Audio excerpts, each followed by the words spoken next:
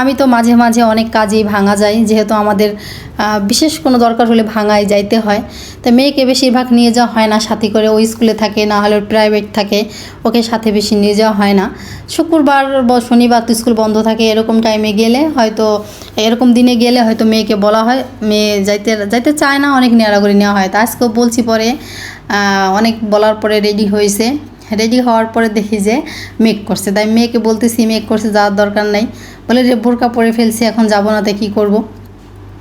পরে বের হলাম বাড়ি থেকে বের হওয়ার পরে রাস্তায় এসে দেখি প্রচণ্ড পরিমাণে মেঘ করছে। হাঁটতে হাঁটতে মসজিদ পর্যন্ত চলে আসছি, একটা অটো পাইতেছি না। এখন তো অটোর জন্য সামনে আরও আগাইতেছি, তাও পাইতেছি না। তো যাই হোক, অবশেষে একটা অটো পাওয়া গেছে, সেই অটো ধরে তো ভাঙা চলে আসছি। অটোতে উঠছি, পরে ঝিরিঝিরি বৃষ্টি। যখন অটো থেকে ভাঙা এসে নামছি তখন প্রচণ্ড পরিমাণে বৃষ্টি। তো এদিকে এসে একটা দাদার দোকানে বসে আছে, আর দেখতেছি যে একটা লোক ভিক্ষা করতেছে ছাতি মাথায় নিয়ে ভিজে। আমার পাশেও একজন বসে আছে, সেও ভিক্ষা করে এসে টাকা গুনতেছে। তা আল্লাহ কাকে কোন সময় কোন হালাতে রাখবে বলা যাবে না। যে যেই হালাতে আছে সেইটাই শুকরিয়া আদায় করতে হবে আল্লাহর কাছে।